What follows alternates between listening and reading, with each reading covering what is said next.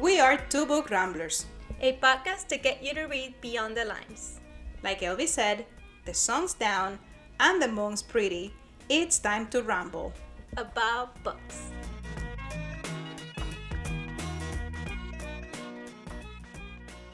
Today, in Two Book Ramblers, was it a dark and stormy night?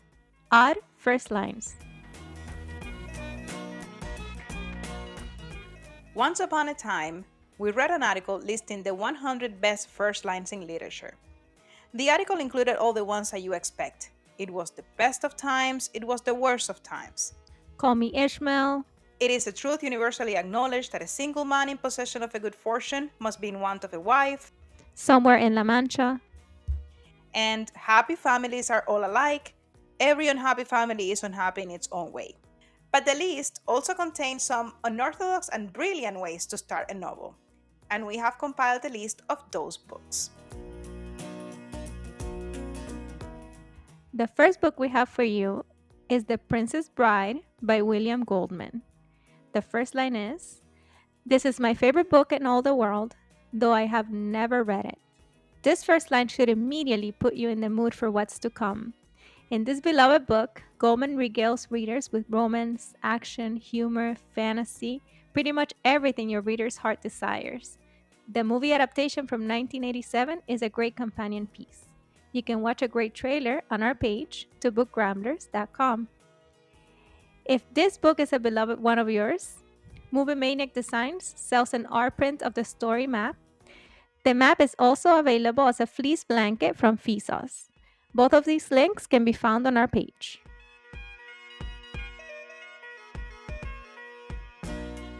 Another book starting oddly is Galatea 2.2 by Richard Powers. Here's the first line.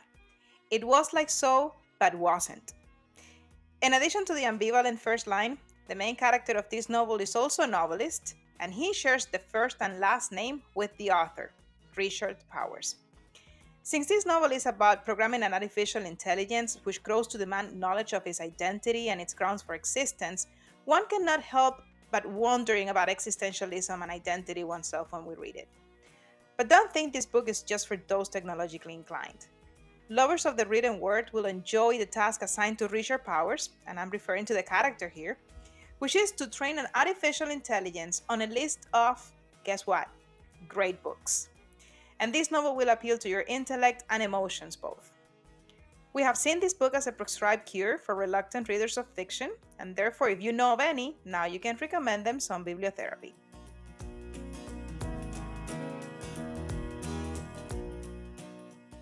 Also starting with an odd first line, Slaughterhouse-Five by Kurt Vonnegut. Here you have it. All this happened, more or less. What a Vonnegut way to start a book, right? And what follows is worthy of that opening. This book is narrated in a fractured timeline, and we get to know Billy Pilgrim, who is an optometrist, an alien abductee, a prisoner of war, and a survivor of the bombing of Dresden during World War II. And this book is as humorous as it is moving at the same time. A graphic novel adaptation by Ryan North and Albert Montes has been published in September of this year, and if you love Vonnegut's original, we cannot recommend this enough for you. We have chosen the graphic novel version of Slaughterhouse-Five for our 6-word review this week. Here it is. An old friend gets a makeover.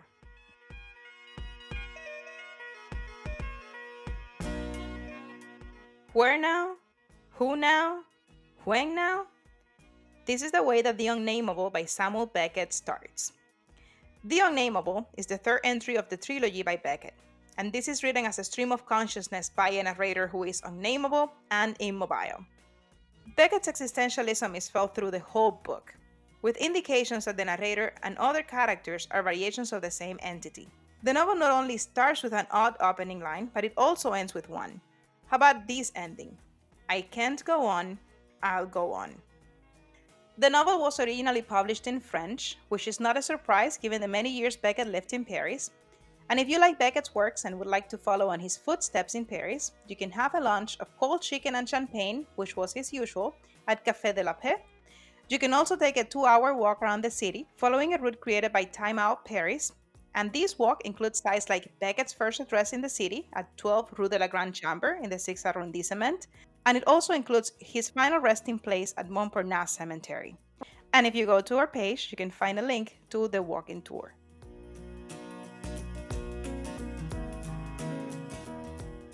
Another book I want to talk about is The Razor's Edge by W. Somerset Maugham, and the first line goes like this: I have never begun a novel with more misgiving. You can enjoy as Maugham makes cameos throughout this novel full of unforgettable characters. It might not be a bad idea to pair the reading of The Razor's Edge with a Bellini.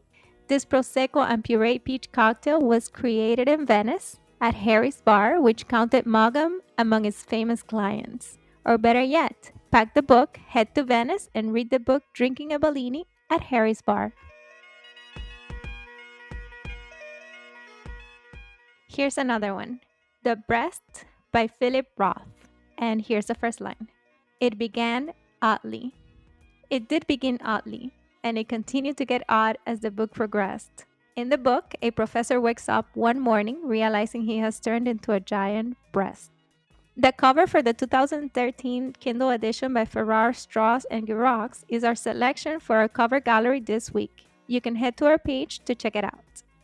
The books of Philip Roth were an example of innovation in book cover design by using minimalistic conceptual images and bold serif fonts.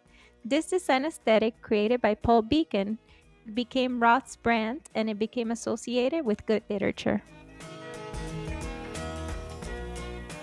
We have arrived at our section, Book versus Book. The books we have chosen for this week are both excellent instances of experimental fiction, and both have unorthodox first lines. The book I have chosen is Alphabetical Africa by Walter Abish. Listen to this first line. Ages ago, Alex and Alba arrived at Antibes, and Alba, allowing anyone, against Alex's admonition, against Alex's angry assertions, another African amusement. Anyhow, as all argued, an awesome African army assembled and arduously advanced against an African anthill, assiduously annihilating ant after ant, and afterward, Alex astonishingly accused Albert as also accepting Africa's antipodal ant annexation. Did you notice the first letter of every word in that first line is an A? But the first line is not the only amazing literary feat in this debut novel. With each additional chapter, the author uses one more letter to start the words, and after chapter 26, the process goes backwards. How's that for an odd first line? That's the reason why I have chosen it for this week, Book versus Book. And I have chosen If on a Winter's Night a Traveler by Italo Calvino. And here's the first line: You're about to begin reading Italo Calvino's new novel, If on a Winter's Night a Traveler. Yes, you heard correctly. Italo Calvino is introducing his novel by stating he is introducing his novel. The experimental text continues with characters named Reader and Other Reader, books with the same chapters repeated over and over, and editions of a book that change authors in every new copy. This book is an ode to reading and writing in the unique voice of Calvino. You can head to our page and vote for your favorite between Alphabetical Africa and If on a Winter's Night a Traveler. We're gonna make a brief pause and we're gonna come back for guesswork.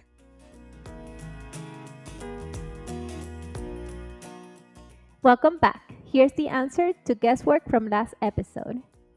All the Ever Afters, The Untold Story of Cinderella's Stepmother by Danielle Teller. And speaking of first lines, could you guess what book starts with the following odd first line? A story has no beginning or end.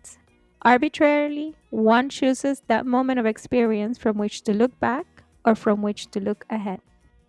And here's an extra clue, an excerpt from page 69. I am a jealous man. It seems stupid to write these words in what is, I suppose, a long record of jealousy. Jealousy of Henry, jealousy of Sarah, and jealousy of that other whom Mr. Parkes was so maladroitly pursuing. If you think you know the answer, you can let us know in our page, twobookramblers.com.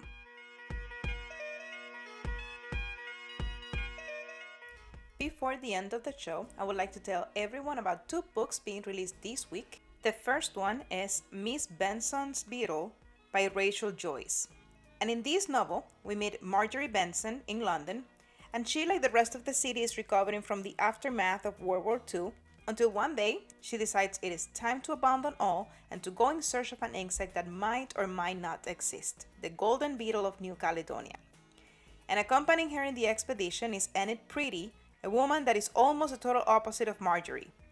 But the two women go on this expedition searching for an insect and finding adventure, challenge, and ultimately friendship. The second book I would like to tell everyone about is Stuff You Should Know, an incomplete compendium of mostly interesting things by Josh Clark and Chuck Bryant. The authors are fellow podcasters Josh and Chuck, who host the widely popular show Stuff You Should Know. And in this book, as in their podcast, they cover a wide range of interesting topics, and these are topics you might not know how badly you want to know about them until Josh or Chuck mention them.